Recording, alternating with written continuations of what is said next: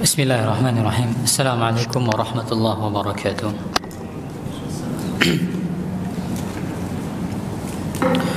Alhamdulillah wa kafa. Wassalatu wassalamu ala rasulil mustafa wa ala alihi wa sahbihi wa man tabi'ahum bi ihsanin ila yaumil wafa. Para hadirin dan hadirat, ikhwan akhwat, para pemirsa di manapun anda berada, rahimani wa rahimakumullahu jami'an. Alhamdulillah kita bisa kembali melanjutkan pelajaran kita membaca kitab Hadis Arba'in yang ditulis oleh Al-Ustaz Al-Fadil Abdul Hakim bin Amir Abdad hafizahullah ta'ala wa ra'ahu. Setelah sebelumnya kita liburkan satu pekan, maka di pertemuan kali ini kita akan melanjutkan dari hadis keempat. Ya, sudah 3 hadis yang kita baca. Kita ulangi lagi. Hadis pertama, larangan berdusta atas Nabi SAW. Kemudian hadis kedua, larangan menyampaikan hadis palsu. Yang ketiga, perintah untuk mengikuti Nabi SAW. Lalu yang sekarang pembahasannya tentang itra. Apa itu itra? Nanti kita baca, tapi intinya adalah berlebih-lebihan di dalam mengagungkan Nabi kita Muhammad sallallahu alaihi wasallam. Ini salah satu manhaj kita dalam beragama, salah satu metode kita dalam beragama, yaitu tidak boleh seseorang itu dia ekstrim dalam mengagungkan Nabi sallallahu alaihi wasallam, tidak boleh ekstrim dalam memuji Nabi kita Muhammad sallallahu alaihi wasallam. Kita baca hadisnya yang diriwayatkan dari Ibnu Abbas radhiyallahu anhuma. Sami'a Umar radhiyallahu anhu yaqulu 'ala al-minbar. Ibnu Abbas dia mendengar Umar radhiyallahu anhu bersabda atau berkata di atas mimbar. Maka ini contoh hadis yang diriwayatkan oleh sahabat dari sahabat yang lainnya. Ya, sahabat dari sahabat yang lainnya. Maka tidak mesti sahabat itu meriwayatkan ke para muridnya, yaitu para tabi'in, generasi setelahnya, tidak mesti. Bisa jadi ke sahabat lain terlebih dahulu, baru diriwayatkan oleh para tabi'in di generasi bawahnya. Apa yang dikatakan oleh Umar bin Khattab di atas mimbarnya? Kata Umar, sami'tu an-nabiyya sallallahu alaihi wasallam yaqul. Aku mendengar Nabi sallallahu alaihi wasallam bersabda. Maka sebelum kita lanjutkan, di sana kata Umar, sami'tu an-nabiyya sallallahu alaihi wasallam yaqul, atau ya yaqul. Kata Umar, aku mendengar Nabi sallallahu alaihi wasallam bersabda. Maka dalam periwayatan hadis, kalimat seperti ini itu di antara kalimat yang kuat. Ya. Statusnya kuat kalimat seperti ini. Kuat seperti apa? Artinya si periwayat mengatakan saya mendengar langsung dari Nabi SAW. Ya, termasuk juga Ibnu Abbas meriwayatkan secara kuat dari Umar bin Khattab. Dia mengatakan saya mendengar. Berbeda kalau orang itu dia mengatakan saya meriwayatkan dari si fulan misalnya, atau diriwayatkan dari si fulan.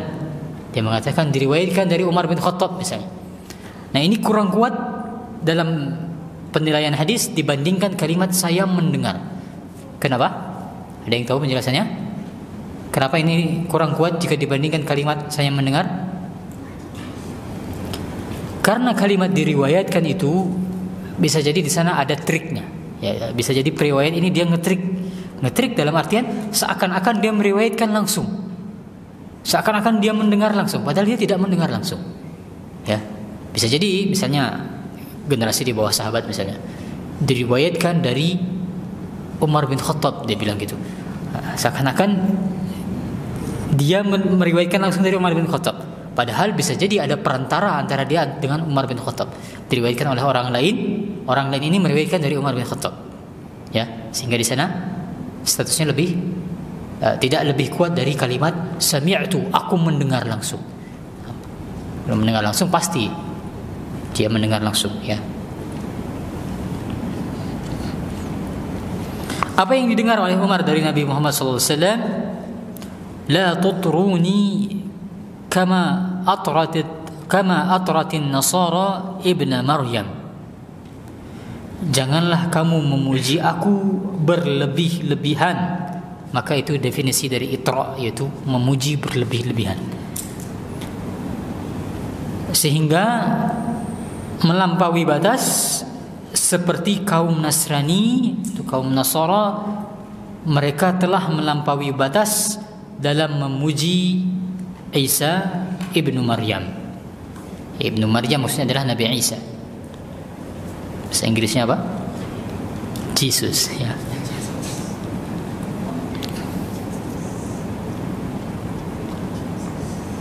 The son of Maryam, Jesus the son of Maryam, ya. Maka orang-orang Nasrani begitu mereka berlebih-lebihan di dalam memuji Isa sampai mereka mengatakan Isa ibn Allah, Isa adalah anaknya Allah. Lalu bagaimana harusnya, kata Nabi SAW, fa innama ana abduhu, sesungguhnya aku adalah hambanya Allah. Faqulu abdullahi wa rasuluh. Maka katakanlah oleh kalian bahwasanya Muhammad itu adalah hambanya dan juga rasulnya. Maka ikhwani fillah rahimani wa rahimakumullah jami'an, ada beberapa pelajaran yang bisa kita ambil dari hadis ini. Namun secara global terlebih dahulu, hadis ini intinya mengajarkan kepada kita untuk tidak boleh berbuat itra, yaitu berlebih-lebihan di dalam memuji Nabi kita Muhammad sallallahu alaihi wasallam. Pelajaran yang berikutnya yang bisa kita ambil juga, bahwasanya yang namanya niat yang baik itu tidak cukup dalam kita beragama. Ya, niat yang baik tidak cukup. Niat yang baik harus juga dibarengi dengan cara yang benar. Orang punya niat yang baik belum tentu caranya benar. Dan lihat bagaimana orang-orang Nasrani, niat mereka baik, ingin menyanjung Isa ibnu Maryam. Ternyata caranya yang tidak benar. Niatnya baik, caranya tidak benar. Tidak benarnya adalah mereka berlebih-lebihan sampai mereka mengatakan Isa bin Allah, Isa itu adalah anaknya Allah. Yang kata Allah Subhanahu wa taala tidak main-main kata-kata seperti ini. Kalimat seperti ini, kalimat Isa anak Allah itu tidak main-main. Kata Allah Subhanahu wa taala, takadu samawati yatafattarna minhu wa tanshaqu al-ardu wa takhiru al-jibalu hatta. Hampir-hampir langit itu pecah. Hampir langit itu pecah disebabkan perkataan apa? Isa adalah anak Allah. Anittakhazu antakhaza ar-Rahman walada. Ya. Mereka mengatakan Ar-Rahman itu memiliki anak, yaitu Isa maksudnya. Hampir kata Allah langit itu pecah. Maka tidak main-main. Ya, tidak main-main perkataan bahwasanya Isa itu adalah anak Allah. Itu pelajaran yang pertama. Sehingga cara niat yang baik tidak cukup, haruslah niat yang baik tersebut dibarengi dengan cara yang benar. Yang kedua pelajarannya, agama kita dikenal sebagai agama yang wasatiyah dan i'tidal, yaitu agama yang pertengahan. Ya, agama kita pertengahan, tidak ekstrim kiri, tidak ekstrim kanan. Apa bentuknya? Ini salah satu contoh nyatanya. Bagaimana agama kita mengajarkan sikap pertengahan itu. Pertengahan dalam mengikuti Nabi kita Muhammad SAW. Kita mengakui beliau adalah hamba Allah dan kita mengakui beliau juga adalah Rasulullah. Apa bentuk pertengahannya? Apa konsekuensinya ketika kita mengatakan beliau hamba Allah dan beliau adalah Rasulullah? Beliau adalah hamba Allah yang tidak memiliki hak-hak uluhiyah, tidak memiliki hak-hak ketuhanan. Tidak sepantasnya beliau dipuji dan dipuja dengan puji-pujian yang itu sebenarnya milik Allah. Tidak sepantasnya beliau disifati dengan sifat-sifat yang semestinya itu adalah sifatnya Allah. Maka ini kenapa kita menyebutkan bahwasanya Muhammad itu adalah hamba Allah. Beliau bukan Tuhan, bukan pula makhluk yang memiliki sifat-sifat ketuhanan, tidak. Beliau adalah hamba biasa. Akan tetapi di sisi lainnya beliau adalah Rasulnya. Apa konsekuensi dari Rasul Allah? Kita wajib mengikutinya. Sehingga di sana letak pertengahannya, letak wasatiyah dan i'tidalnya. Maka tidak ekstrim kiri dan tidak ekstrim kanan, tidak meremehkan dan tidak berlebih-lebihan. Oleh karena itulah kata Ibnu Qayyim Al-Jauziyah, berbagai kemaksiatan yang ada di muka bumi ini itu secara umum bisa kita kelompokkan menjadi dua, ifrat dan tafrid. Ada ifrat dan tafrid istilahnya, yaitu meremehkan dan berlebih-lebihan. Berbagai kemaksiatan itu bisa ini, meremehkan atau berlebih-lebihan. Apa contoh maksiat? Misalnya orang tidak sholat, orang tidak puasa Ramadan, tidak bayar zakat. Ini contoh bentuk meremehkan. Maksiat bentuk peremehan. Maksiat-maksiat yang lainnya, sisi yang lainnya itu ekstrim, berlebih-lebihan. Ya, munculnya Khawarij karena mereka berlebih-lebihan, ekstrim dalam beragama, ekstrim dalam hal beribadah, terlalu mengedepankan rasa cinta, meninggalkan khauf dan roja. Apalagi contoh berlebih-lebihan? Contoh berlebih-lebihan kita baca sekarang. Yang ini banyak terjadi di Indonesia, yang sebagian saudara kita banyak yang terjerumus ke dalamnya dan tidak paham tentang hal ini, yaitu berlebih-lebihan dalam memuji Nabi SAW di dalam salawat. Ya, ada beberapa lafaz salawat yang kalau kita ketahui di dalamnya itu terdapat unsur kesyirikan. Ya, memuji Nabi SAW dengan puji-pujian yang tidak semestinya. Dan ini biasa dibacakan di masjid-masjid di negara kita. Menggunakan pengeras suara. Anak-anak kecil diperintahkan untuk membaca salawat seperti ini. Ya, saya tidak sebutkan nama salawatnya, tapi antum harusnya tahu ya. Allahumma shalli salatan kamilatan wa salim salaman taman ala sayyidina Muhammadin allazi tunhalu bihi al-uqdu wa tanfariju bihi al-qurbu wa tufdha bihi al-hawaiju wa tunalu bihi ar-ghaibu wa husnul khawatimi wa yustasqa al-ghamam biwajhihi al-karim wa ala alihi wa sahbihi adada kulli ma'lumin laka. Sekarang saya tidak hafal lagi. Dulu sepertinya waktu kecil ini kalau di TPA disuruh dihafal. Ini mengerikan artinya kalau kita paham ya, kalau kita pernah belajar tauhid. Ya Allah, limpahkanlah rahmat dan salam yang sempurna kepada junjungan kami Muhammad SAW. Semoga terurai dengan berkahnya segala macam buhulan, dilepaskan dari segala kesusahan, tunaikan segala macam hajat, dan tercapai segala macam keinginan dan husnul khotimah. Dicurahkan air hujan rahmat dengan berkah pribadinya yang mulia. Semoga rahmat dan salam yang sempurna itu juga tercurah kepada para keluarga dan sahabat beliau setiap kedipan mata, hembusan nafas, sebanyak bilangan yang diketahui oleh Engkau. Ya Allah alam, apakah kemudian ada yang menafsirkan ini sebagai bukan bentuk kesyirikan, namun yang kita pahami secara umum dari zahir perkataan seperti ini adalah dia menyematkan ada unsur-unsur rububiyah dari diri Nabi SAW. Ya, dengan Nabi SAW itulah kemudian ditunaikan segala macam hajat, tercapai segala macam keinginan, dan didapatkan husnul khotimah. Dilepaskan segala macam kesusahan. Maka kita khawatirkan seperti ini, seorang dia sudah terjerumus ke dalam kesyirikan, menganggap Nabi SAW bisa melakukan hal-hal yang demikian.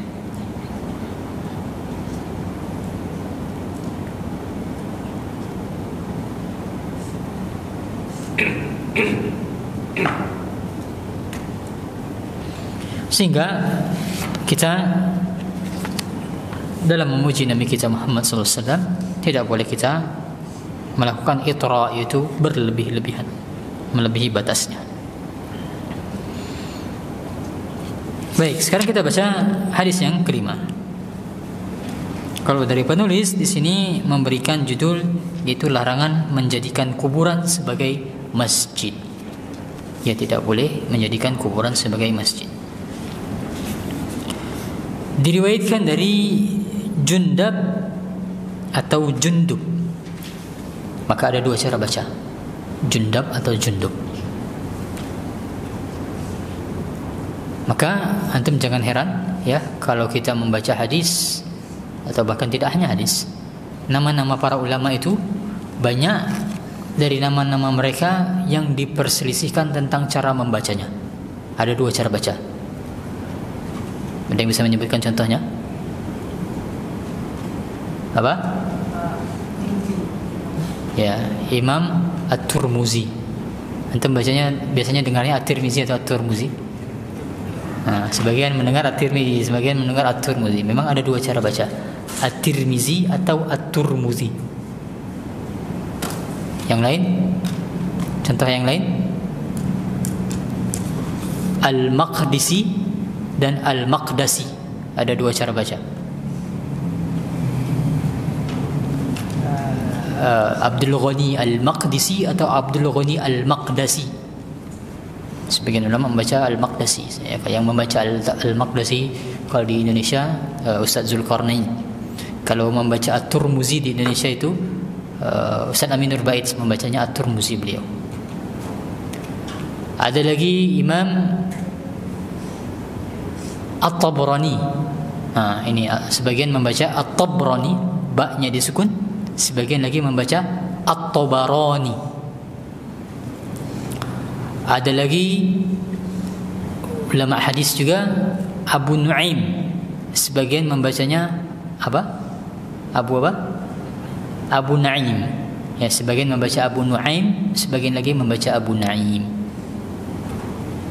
Maka untuk sebagian nama termasuk dalam ilmu hadis itu banyak sekali para periwayat hadis dan juga imam-imam hadis yang itu cara bacanya ada dua. Termasuk di sini yaitu sahabat, bahkan sebagian membacanya Jundab, sebagian membacanya Jundub. Jundub ibni Junadah atau Jundab ibnu Junadah radhiyallahu anhu. Kata Jundub, sami'tu an-nabiy sallallahu alaihi wasallam qabla an yamuta bi khamsin. Aku mendengar Nabi sallallahu alaihi wasallam 5 hari sebelum beliau wafat, wa huwa yaqul, beliau bersabda. Apa yang beliau sabdakan menjelang beliau wafat ini 5 hari sebelum wafat? Artinya 5 hari sebelum wafat beliau sudah dalam kondisi sakit ya. Inni abra'u ilallahi ayyakuna li minkum khalil. Sesungguhnya aku berlepas diri kepada Allah dari mengambil atau menjadi, ya maksudnya adalah mengambil, maksudnya adalah menjadikan di antara kamu sebagai khalil, sebagai kekasih. Nanti kita insyaallah jelaskan tentang makna khalil ini. Kenapa beliau tidak mau mengangkat salah seorang dari sahabat sebagai seorang khalil? Sebabnya fa inna Allah Ta'ala qad ittakhazani khalilan kama ittakhaza Ibrahim khalilan. Karena Allah telah menjadikanku sebagai khalilnya, sebagai kekasihnya, sebagaimana Allah telah mengambil Ibrahim sebagai khalilnya. Artinya Nabi SAW ini sudah jadi kekasihnya Allah. Makanya Nabi SAW tidak perlu lagi kekasih yang lainnya. Ya, tidak perlu lagi kekasih yang lainnya dari kalangan sahabat. Maksudnya seperti itu. Makanya Nabi SAW mengatakan, aku berlepas diri dari mengambil salah seorang di antara kalian sebagai khalilku, kekasihku, karena Allah telah mengangkatku sebagai kekasihnya. Walau kuntu muttakhidan min ummati khalilan lattakhaztu Abu Bakrin khalilan. Seandainya aku diizinkan untuk mengambil dari salah seorang umatku sebagai khalilku, sebagai kekasihku, maka pasti aku akan mengambil Abu Bakar, menjadikan Abu Bakar sebagai khalil.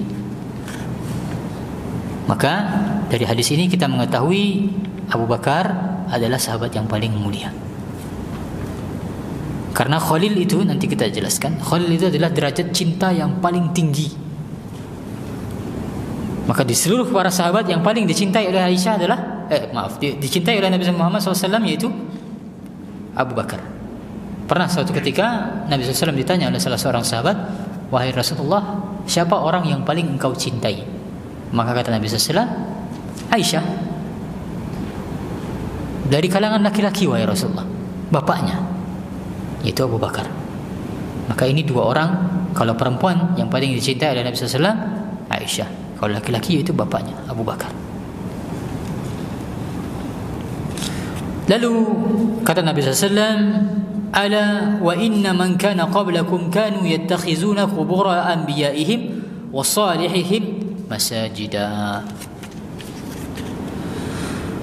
Ketahuilah sesungguhnya orang-orang yang ada sebelum kamu telah menjadikan kubur-kubur nabi-nabi mereka dan juga kubur orang-orang soleh di antara mereka sebagai masjid. Artinya kebiasaan menjadikan kuburan sebagai masjid itu sudah lama adanya.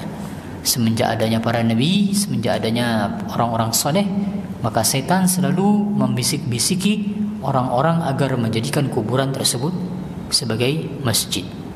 Disembah maksudnya. Ala fala tattakhizul qubura masajida inni anhaakum an dzalika. Lalu kata Nabi SAW, "Ingatlah olehmu, jangan sampai kamu menjadikan kubur-kubur itu sebagai masjid, karena sesungguhnya aku melarang kamu dari melakukan hal yang demikian." Maka haram hukumnya seseorang itu menjadikan kuburan sebagai masjid.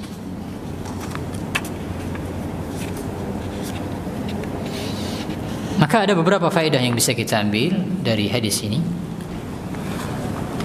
Yang pertama tadi tentang istilah Khalil.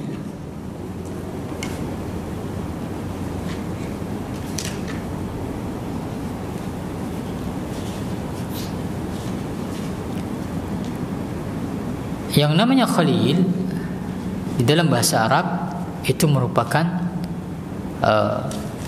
tingkatan cinta yang paling tinggi. Ya, tidak ada kecintaan yang melebihi dari tingkatan Khalil ini. Jadi kalau dalam bahasa ya, bahasa itu dia ada hubungannya dengan kebudayaan tentunya. Semakin sekelompok orang dalam kebudayaan tertentu dia semakin sering bersentuhan dengan sesuatu, maka biasanya bahasa atau kata-kata terkait sesuatu yang mereka sering bersentuhan itu biasanya semakin detail, semakin banyak kata-kata yang terkait dengan hal tersebut. Ya, saya berikan contohnya ya, misalnya yang pengalaman kalau di Inggris itu kan cuaca itu tidak menentu ya. Cuaca tidak menentu, bahkan ungkapan orang sana itu dalam satu hari itu bisa mendapati 4 musim. Ya, tiba-tiba turun salju, tiba-tiba panas, tiba-tiba hujan, tiba-tiba angin kencang gitu ya. Nah, maka memang mereka dari dulu sering berinteraksi sama pergantian cuaca seperti ini, sehingga dalam hal hujan saja misalnya itu mereka memiliki padanan kata yang sangat banyak. Ya, banyak kata-kata terkait hujan itu. Ya, sebutkan misalnya di sini ada rain, kita taunya hujan itu cuma rain ya, tapi banyak jenis hujan di sana. Ada shower, ada sleet, ada snow, ada hail, ada drizzle, ada ice pellet, ada diamond dust, ada freezing rain, dan seterusnya. Baru terkait hujan saja banyak padanan katanya, karena memang mereka sering berinteraksi dengan hal tersebut. Nah, kalau dalam bahasa Arab itu yang menarik adalah untuk kata haus ya. Yang kita tahu orang Arab mereka tinggal di gurun, sehingga mereka akrab dengan kehausan. Makanya banyak sekali padanan kata terkait haus ini. Ada atash, yang kita tahu kan haus itu biasanya atash ya. Ada aiman, ada zama, ada sada, ada ghullah, ada huyam, ada uam, ada juad. Ini semuanya artinya adalah haus. Tapi dia bertingkat-tingkat. Ini hausnya yang paling haus, sudah hampir mati. Ini hausnya yang haus biasa. Maka begitu juga dengan dalam hal atau contoh lainnya. Misalnya dalam bahasa Arab juga itu yang memiliki banyak nama seperti ini adalah singa. Ya, karena orang Arab mereka mencintai keberanian, ya, mengagungkan keberanian. Maka mereka simbol keberanian itu adalah singa. Makanya singa dalam bahasa Arab itu banyak sekali kata-katanya. Nah, termasuk juga dalam hal cinta. Ya, orang Arab mereka senang untuk membuat syair. Ya, budaya mereka adalah membuat syair. Yang biasa mereka tuangkan dalam syair-syair mereka itu adalah diantaranya adalah syair-syair cinta. Ya, syair-syair cinta. Oleh karena itulah di dalam bahasa Arab itu padanan kata cinta banyak sekali. Bertingkat-tingkat dari cintanya yang cinta biasa sampai cintanya yang paling tinggi. Yang paling tinggi inilah disebut sebagai khalil tadi. Tingkatan cinta yang paling tinggi. Tidak ada tingkatan cinta yang lebih tinggi daripada khalil. Maka Allah Subhanahu wa taala mengangkat dua orang sebagai khalilnya, sebagai kekasihnya. Yang pertama tadi adalah Ibrahim, yang kedua adalah Muhammad sallallahu alaihi wasallam. Makanya Ibrahim orang sekarang menggelarnya yaitu Ibrahim Al-Khalil. Jadi nama jalan di Mekah, ya. Nama jalan, salah satu jalan yang menuju kepada Masjidil Haram yaitu Ibrahim Al-Khalil. Maksudnya Khalil tadi itu kekasih Allah, Khalilur Rahman. Lalu pelajaran yang kedua tadi sudah kita baca bahwasanya ini menunjukkan sahabat yang paling mulia adalah Abu Bakar. Ya, sebagaimana juga disebutkan dalam sebagian riwayat, kalau saya tidak salah dari Ibnu Umar, kata Ibnu Umar, ketika Nabi SAW hidup, kami biasa natakhayyar, kami biasa memilih-milih siapa sahabat yang paling mulia. Kami mengatakan di sisi Nabi, sahabat yang paling mulia nomor satu adalah Abu Bakar, yang nomor dua adalah Umar, yang ketiga adalah Utsman. Sehingga para sahabat mereka sesama mereka menentukan Abu Bakar yang paling mulia, dan ini di sisi Nabi SAW artinya Nabi SAW itu mendiamkannya dan menyetujuinya. Maksudnya sahabat yang paling mulia adalah Abu Bakar. Maka beliaulah juga yang paling berhak untuk menjadi pengganti Nabi kita Muhammad SAW sepeninggal Nabi Muhammad SAW. Ya, sehingga yang memang paling berhak untuk menjadi khalifah adalah Abu Bakar, karena beliau adalah orang yang paling dicintai dan paling mulia di kalangan para sahabat, paling dicintai oleh Nabi kita Muhammad SAW. Nah, maka ini secara jelas juga membantah orang-orang Syiah. Ya. Orang-orang Syiah mereka kekeh bahwasanya sepeninggal Nabi SAW yang harus menjadi khalifah adalah dari kalangan Ahlul Bait, yaitu Ali.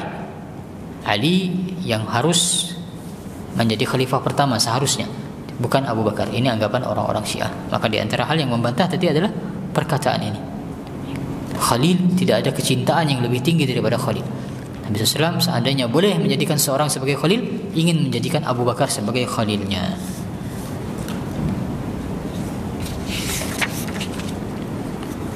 Lalu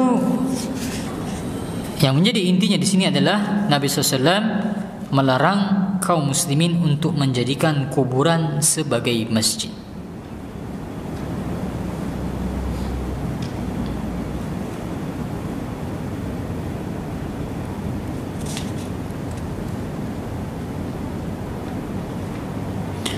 Menjadikan kuburan sebagai masjid ada dua pemaknaan. Yang pertama yang jelas adalah mendirikan bangunan di atasnya.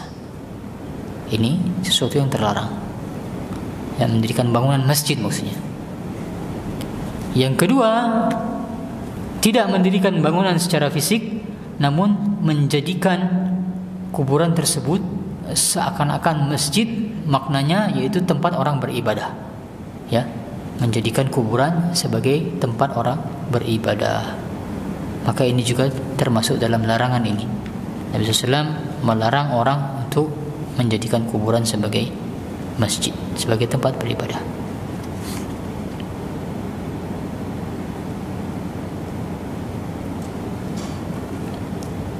Oleh karena itulah kalau kita cek dalam sunnah Nabi kita Muhammad SAW, aturan-aturan terkait kuburan ini sangat-sangat banyak dan sangat-sangat ketat sebenarnya. Ya, tidak boleh ditinggikan, tidak boleh disemen, tidak boleh ada bangunan di sana, dan berbagai aturan terkait kuburan yang kalau kita mau centang satu persatu di zaman ini semuanya sudah dilanggar. Ya, aturan-aturan terkait kuburan ini semuanya sudah dilanggar dan sudah menjadi kebiasaan orang, jadi kebiasaan masyarakat. Nah, semua ini tujuannya adalah untuk mencegah yang namanya kesyirikan, ya, agar orang kemudian tidak melakukan kesyirikan dan beribadah kepada mayit yang ada di dalam kubur itu.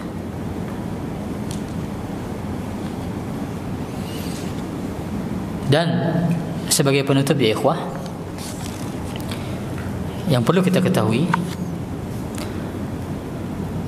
kuburan ini di zaman sekarang ini menjadi bisnis bagi sebagian orang. Ya, menjadi bisnis bagi sebagian orang.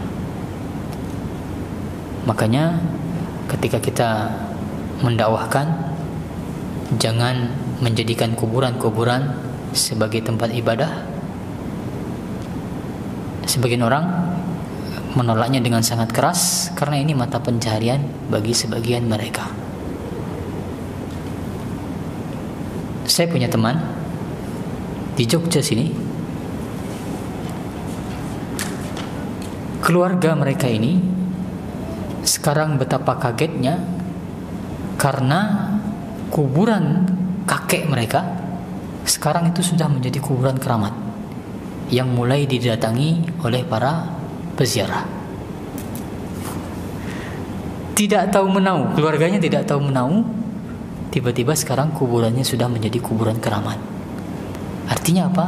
Dibisniskan oleh sebagian orang. Ya, nanti ada retribusinya, segala macamnya.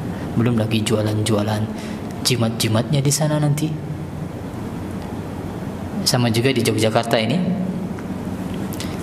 ada seorang sopir ojek online, taksi online. Dia bercerita di dekat rumahnya di Jogja, saya tidak mau sebutkan di mana. Di dekat rumahnya ada kuburan yang sekarang itu tiba-tiba menjadi kuburan keramat. Dulu tidak tahu menahu ini kuburan siapa, baru sekarang menjadi kuburan keramat, didatangi oleh banyak orang dan ada semacam IO-nya.